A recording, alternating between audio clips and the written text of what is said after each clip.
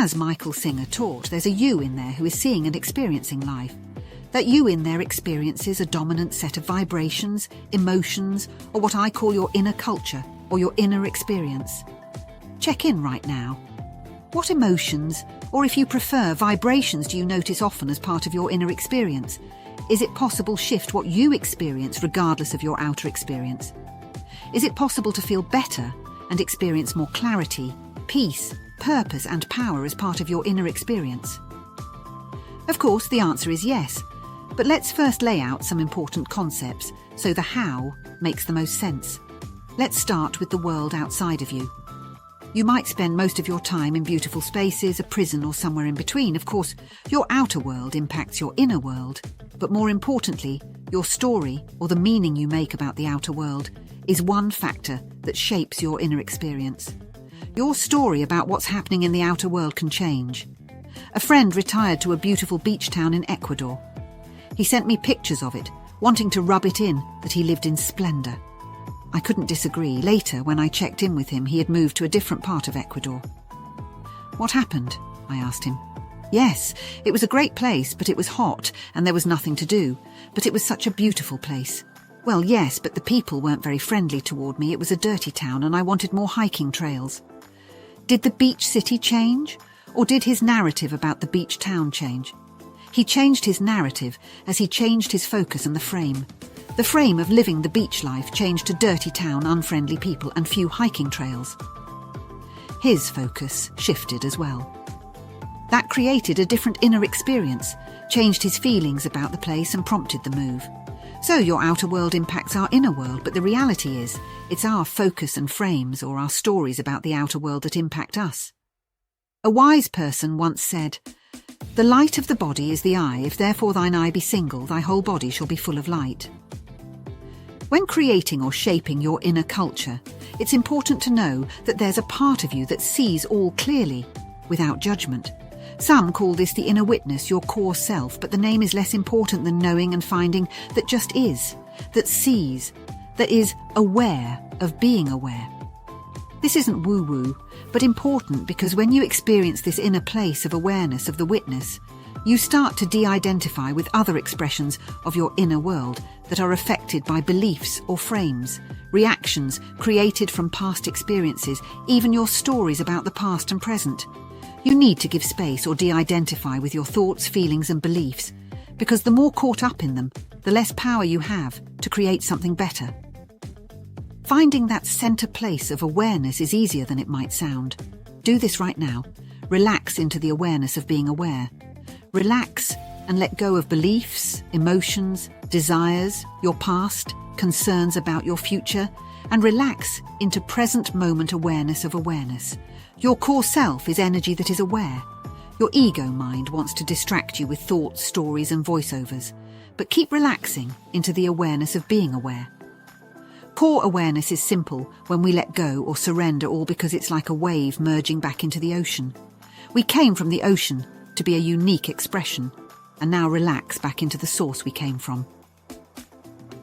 One more concept before we get into the how. Between your core central self and the outer world are parts of your energy that have evolved to protect yourself and pursue pleasure. There are times when you are a planner, a fighter, a control freak, and so many other expressions of energy that evolved out of the need for protection and pursue pleasure. For example, as a result of walking on eggshells with an angry father and growing up in a very judgmental religious community, I developed a nice person persona or way of being. Niceness was how I avoided triggers with my father and got rewards in my religious community. I have an entire ecosystem of personas between my core self and the outer world. If you've studied Richard Schwartz's Inner Family Systems, you know the parts or subpersonalities I'm talking about. What is important right now are three concepts. 1. There is an outer world, and our story or focus and frames define how we feel about that outer world. 2. There is a core self that sees all with clarity and justice. And 3. Between the outer world and inner world are expressions of energy, beliefs, personas or parts of ourselves that play out based on cues or triggers. That brings us to the central question of today's video. How do we shape our inner culture? how we feel most of the time, regardless of the outer world, our past, or our perceived future. Master 5 leverage points or interventions and you'll shift your inner world guaranteed. What are the 5? Let's get into it. Inner culture. Leverage. Point 1. Relax and release. Relax into the awareness of being aware as you release beliefs, needs, desires, your stories, all the ego mind stuff. This might feel a bit weak to start, bringing your inner world into awareness, but you can't change anything you're unaware of. Several times a day, do a 1-minute relax and release. Relax into the awareness of being aware and release concerns, beliefs and everything as you allow yourself to merge with all that is.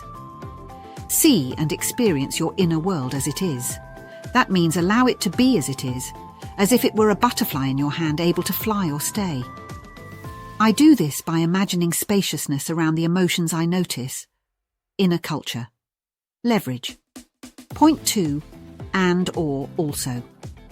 As you relax into the awareness of being aware, allowing it to all be as it is, ask, can I also sense light? Peace, wholeness, healing, pure wisdom, whatever you want more of. As you sense it, allow your focus to shift to that which you want more of. What you want more is already in you. Perhaps this is what Jesus meant when he said many times that the kingdom is in you. Inner culture. Leverage. Point 3.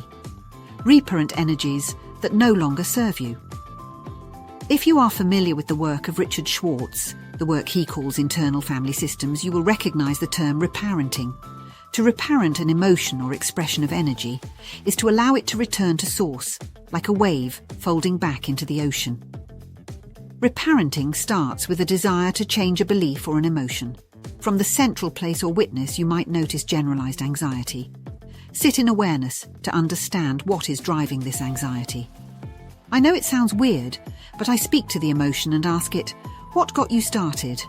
Often an image will show up, or I'll hear something like felt unsafe in your father's house. Then I ask, are you ready to give up this role and find a better way to support me? If I sense that it is ready, I draw it symbolically in my arms as I thank it for its role in helping me. I might sense fire, water, wind, or earth as the vehicle for cleansing, but I allow a scenario to play out in my mind that collapses the emotion or vibration, and it releases back into all that is. I realise this sounds a little weird, but it works. As I've reparented the energy of frustration, anxiety, and not enough, I've noticed new energy for life I didn't notice before. That brings us to the 4th intervention, inner culture leverage. Point 4. Change a belief. Once you are aware of a belief, you are on the fast track to changing it if you want to. Some beliefs are easy to change once we notice them. For example, when I noticed that I seemed to be acting out of a belief that I wasn't good enough for some people, I smiled and knew I was. It was that simple. I understood that in my home or origin, I wasn't seen as good enough, and I relaxed into the belief that I am enough even though some couldn't see it. Other beliefs take longer because we may lack evidence to feed the belief. For example, I noticed that I seemed to be acting and thinking that things wouldn't work out. Change it, right? Well, how would I know how things would work out? I lacked evidence. So I sat with things won't work out to understand its origin story. I wasn't surprised at the images of disappointment that paraded before me. Oh, of course I would operate with this belief as protection against disappointment. I thanked won't work out for its role in protecting me emotionally. Then I ask this energy, this belief, if it would help me shift to will work out. I saw a flood of images, evidence that things didn't look likely to turn out well, but did. Oh, so many times I was up against the wall, didn't see a path forward, then it appeared. By asking the belief or the energy to support this new belief, I sensed a willingness to do so. I did the reparenting ritual as I felt it wanted to. Weird, I realise, but this is how we work with the subconscious mind. I relaxed into the knowing that things would work out in my life to the highest and best for me, and all associated with me. I just knew. And I started to operate more and more from this place. That brings me to the final intervention to shift our inner culture. Inner culture leverage. Point 5. Act in surrendered excellence. As I mentioned, the culmination of inner work is acting out the updated beliefs, expectations, and shifts we have experienced. We do this for two reasons. 1, living in a state of surrender opens higher energy, and 2, the more we act out of beliefs, the more those beliefs are reinforced.